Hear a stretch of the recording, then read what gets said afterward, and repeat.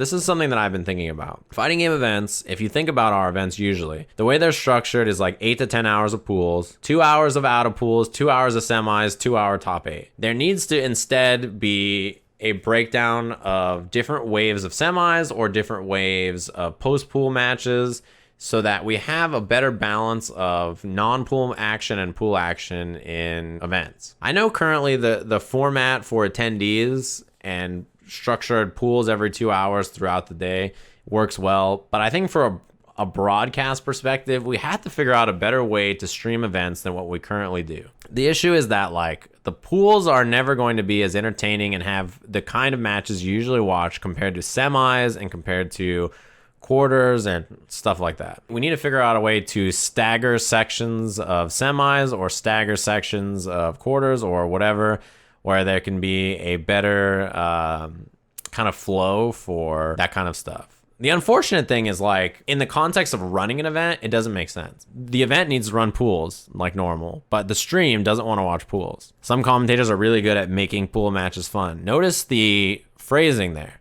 Some commentators are really good at making pools matches fun. We have to make them fun. Usually the way the tournament works is in pools, commentators need to carry the matches. Once you get into semis, the matches are going to be excellent. As cool as streaming is, events are going to cater to the attendee. And the attendee needs to do 2 hour pools, 2 hour pools, 2 hours pools. That's just how it works. My main issue is not with pools necessarily. It's that semis, we miss so many good matches. So I'm trying to think if there's a good solution to that. I am not the person to come up with a solution for this. What I'm putting out into the world is that I think that we need to figure this out. I'm not good at this stuff, so don't make it me. So here's the thing about streams, if you have multiple streams. Each stream costs an additional amount of money. So now you're paying triple what you'd normally pay so that you have 3 streams. And on one stream, you have losers matches. On one stream, you have something else, right? It's going to be simultaneous. So if there's 2 good matches on 2 streams, how do you watch them both? It's like, oh, man. Remember when Canada Cup had issues and they recorded all the matches off stream? I told them, hey, if you want, I will commentate over those matches that are all off stream. I raised my hand. I would love to do like commentary over all these matches. A semi station with recording hardware on it would be great. Just having the match available to be viewed later on YouTube would be a step up from what we currently have. Also, Curly brings up exactly what I was talking about earlier. If you have more than one stream's the winner stream, one stream is the loser stream. The loser stream will have less viewership usually and make less money because of that. And it still costs the same. Shaky cams are the savior. You need that shit, man. It's important. I mean, one of the matches that I watched the most last year at EVO was an off-stream match. It was Kid Viper versus Machabo. That was an off-stream match that was recorded by GC Yoshi. Look at this. This is what it was. It's just recorded camera. This is footage where he's holding his phone or whatever he's got. And it's got 11,000 views of just this off-screen match. And this is what the footage looks like. This is perfectly reasonable footage. This looks fine. What was the top comment? I do not understand how this match isn't on stream. Good on you for recording it. It's hard. Dude, I mean, like, you know, it's got to be a better solution. It was a loser's match. That's why it wasn't on stream. Right. So the way tournaments work is the semis start. All of these matches right here will be on stream. All of the winners matches, or as many as they can fit. And all of the set qualifying matches on winner's side will usually be on stream. All of them. Then once you've caught up and done all the winners matches, whatever the fuck is happening down here, they don't pay attention to really. Unless there's something that's absolutely unmissable. They'll just show whatever's available after that. Because you have 2 hours to run this. If you want to run 4 matches an hour, this is 8 matches. This is 2 hours of content. This is an hour of content here. It's 3 hours for semis. You only have 2 total. If you want to run any of these matches, which losers matches do you want to run? You're like, well, we gotta see Punk versus Problem X. We've got to see all the qualifiers here. So this is an hour of matches. There's this match. You really want to see Nemo Fudo. So there's another match. You really want to see Diddy Mokov versus Itabashi. Or Kichibamu versus Diddy Mokov or whatever. You really want to see this match. So now you have 5 hours of matches that you want to watch in a 2-hour slot. That's how this works. The most important matches in their minds are always winners qualifiers match, because nobody should ever qualify to winner's side top 8 of a EVO without having that match on stream. And then you want to try to do these too. Can they afford to make another stream? Sure, but it just doubles the cost. The stream's not cheap, and you're not making a ton of money off of the viewership compared to the attendees or whatever, right? Fighting game viewership is not high enough that adding an additional stream could pay for itself. Especially at an event like EVO that already has 9 streams running. Hiring 9 stream teams is pretty expensive. You have to figure out a way to monetize either the off-stream match as well by recording and then having post commentary or just releasing the footage, or you have to figure out a way to have additional streams and have sponsors cover that. Dude, I mean, if you're Evo, why don't you have a compendium that's like this Evo, if you want more of the semis to be shown, we will, if you can raise X amount of money, we'll have an additional semi stream. This is how much it costs. We'll do a fighting game. We'll do a compendium for Evo. We can crowdfund additional stuff.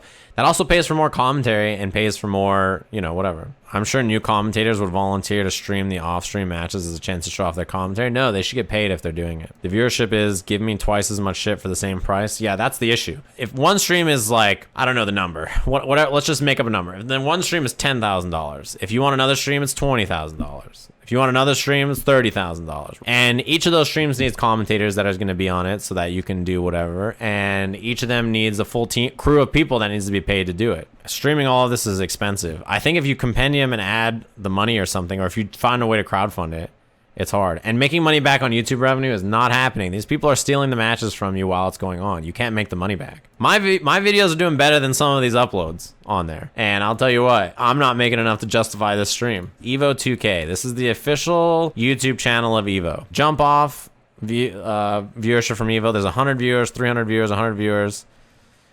You know, 200 viewers, 100 viewers, 64 viewers. All right, we're crushing it. I'm sure all of these combined are worth the cost of the stream, right? This is Evo Finals right here. Look at this. This is Losers Finals of Evolution for Evo. It has 500 views on YouTube. What was a really good match? Arslan Ash versus Knee Evo. Arslan Ash versus Knee, grand final of Tekken 7 at Evo by Big Daddy Jende with 442,000 views. You want to know why Evo doesn't run 5 streams to show the fucking all of the shit that's going on? It's because Big Daddy Jende is sitting at home, he's ripping this shit while the match is happening. He's uploading the grand finals of Evo, so that way you don't have to worry about Evo getting any of the viewership or money for this shit. You can just give Big Daddy Jende your viewership. He made more money re-uploading Evo videos than probably all the Evo commentators who were commentating Tekken. Absolutely. What does Big Daddy Jende have for... I better not autoplay a video here. I don't want to give this motherfucker a view. Look at this. Zafina uploads. Grand final. This is 450,000. 82,000 on this upload. 70,000. This only has 9,000. 70,000. 34,000. 65, 70. Yeah. I mean, he just straight ripped all of the Evo VODs. And... I mean, he's probably making more money than the commentators, making more money than the players, and not only that, but it's all pointing to him. If I go to the Evo 2K channel, v/Arslan Ash versus Rocks Dragon's Knee with 2.4 thousand views on YouTube for Evo. Big Daddy Jende with 54,000. He's got 38 million video views. His estimated yearly revenue is anywhere from 13,000 to 219,000. He's making more than 13,000 for sure. It's not a marketing issue. Big Daddy Jende is uploading and ripping the videos.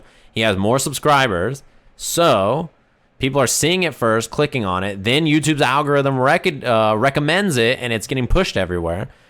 And so now Big Daddy Jende's video, when you type it in, you'll find it first before Evo. That's how the YouTube algorithm works. Even if you took the video down now, the new Evo upload wouldn't gain as much viewership. The majority of viewership for stuff like this is always immediately after it happens. Evo made $15 per sub. They can't complain. They can't complain that their content is being stolen from them because they made money somewhere else.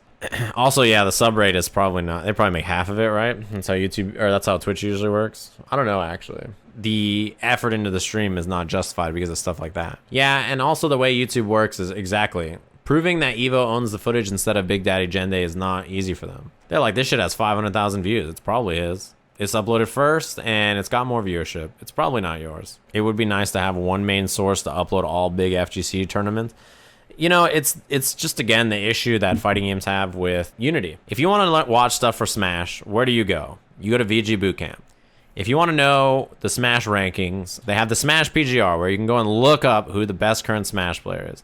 If you want to know where to find certain players or find locals or find anything like that, they have a resource for it. They have a unified Smash calendar. It's all there. For fighting games, it's much, much more fragmented. Where's like the best place to find centralized calendars and information about fighting games? Like, it's hard. There's not a lot of info. Smash has a much more unified system of all this kind of stuff. There's lots of stuff in fighting games that we could still desperately need, and there's tons of room for people to step in and create things that are extremely valuable. Like Hi-Fi. Hi-Fi's become the spot for fighting games, clips, and highlights. FGC Translated has become the place to find footage and content of translated Japanese thoughts and information for the Western audience. Those things were always important. They just never existed until somebody did it. Somebody who has a great mind for this kind of stuff could make a fighting game centralized website where you can put your local events, where you can put regionals, where you can put majors, where you can put upcoming information. Because these websites individually are fantastic for their tours, but as far as the schedule goes, this doesn't have any fighting game tournaments that are not on the CPT that has Street Fighter. So a general tournament or place where it existed would be perfect. Smash GG is fine, but it's not a fighting game related site. I think there should be like Reddit/fighting games, because I think Our Fighters doesn't quite get the job done. What about a centralized Reddit where you can just find all the news and information about fighting games that like Our Fighters has 29,000 subs. Our Kappa has like 60,000 or something, right? Our Kappa doesn't talk about fighting games though, that's the problem. None of them play fighting games. They just complain about fighting games. It's whack. There's nothing interesting on there that is related to it. If Our Fighters had like a sidebar and it had all upcoming event and resources and there was a calendar and it had all the locals listed and it had like, this could be a very valuable resource for all this stuff. Maybe. The fact that people have to just be like, they don't have any info. They're like, what the fuck is what? Like Evo's coming up in how long? That's crazy. That shouldn't happen, right? Yeah, our best source of information is event hubs. How much money would I need to generate to pay a staff of human beings to run a fighting game website where there is a centralized source of news and information with a calendar that includes all upcoming fighting game events for all regions that is updatable, where people can submit their events, and has a list of all the information of everything on there. Just like there's a list of lovely people who have subscribed like Unsung here for the 27 months. Thanks very much. It was called the SRK Forums calendar. Yeah, but this is the modern era. It doesn't exist anymore. Who are the best writers we have to pull together to work on this website, to maintain and follow all these different things, who have a broad understanding of lots of different fighting games that could handle this? Who's going to do this for zero money? I started with, how much money do I need to generate to do it? Best writer and zero money. Infilament says, I'm your guy. Perfect. I'll make the pitch and I will find the funding some way, somehow. You just got to tell me how much I need to hit. My specialty is not any of the things required to make this website. I think Shoryuken is a fine site. I used to read it all the time. But like, how often is it ever even used? It's like, Shoryuken is hardly updated. There's like a 2-month break in articles where nothing was written on the site. All I need to do is follow me for FGC news. I can't cover everything either. Also, somebody said earlier, like, what's my definition of a broad understanding of fighting games? I think my issue with most fighting game writing is that none of it's written for me. I know what's happening everywhere. I'm following everything, and I can just go watch it and see what happens. They're not written for people who know fighting games like I know fighting games. They're written for people who have like they don't have as big of an understanding in fighting games. They're outside of the community, or it's like in layman's terms, or it's to sum up some situation or whatever that's happening at an event. And it's like, they're never written for stuff that I don't know. And most of the time, if they try to explain something to a layman, they're not quite right most of the time, actually, in their explanations of fighting games and how the events work, or even their descriptions of stuff. There was like an article written by someone that was describing some moment in Dragon Ball, and it's like a rare moment of neutral. And I was like, well, that's absolutely not true. But if the article works, I guess, right? You cannot make money off/in the FGC. Nobody wants to pay for anything. People will definitely pay for stuff. If nobody made money in fighting games and people didn't want to pay for things, I would not get paid to talk about fighting games for a living. I would also not be currently making money sitting here discussing with you guys a website that doesn't exist. I wouldn't have a job. I wouldn't live in this house if nobody paid for anything and there was no money.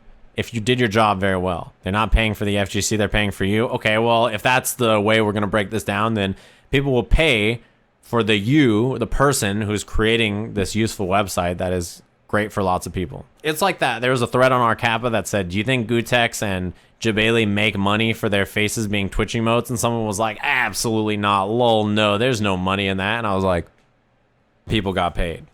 In the modern era, people are paid for their emotes. People have made some money for their faces being emotes, and they've made quite a bit of money for their faces to be emotes. Some people didn't. Some people got smoked, but you know, if you go to ki.info.net, !ki in the chat, and go to fighting words and click on stop bugging me, this fantastic article about fighting game bugs and how they've existed in fighting games since the dawn of times, and the handcuff glitch, and then some glitches that are cool, some that are just real stupid, the history of all of these awesome glitches, and then some bugs will define a game. Canceling special moves. Wow, roll canceling. These are fantastic. Some bugs are powerful but situational. Street Fighter 3 projectile unblockables. Oh yeah, it explains how the Urian unblock. Do you guys know how the Urian unblockable works off Aegis? It explains it. What about the Street Fighter 4 one? Yeah, see, it shows the history of Tokido versus Justin Wong, where they first saw the unblockables. Unblockable ultras in Street Fighter 4. The proximity guard OS. Oh yeah, I forgot about this. Man, there's a lot of cool examples here. Fantastic. Article is beautiful. This is the kind of article that I find fascinating. Look, all I'm saying is that if a great fighting game website or resource existed, I'd promote it like crazy. I promote all the things that I use and love in terms of fighting game resources, right? I make all of them. All of them I promote and use all the time. I show off Capcom's website. I show off the TWT website. I show off ki.info.net because it's fantastic. I show off, you know, all the official channels where they upload footage. Everything that I can think of that's good.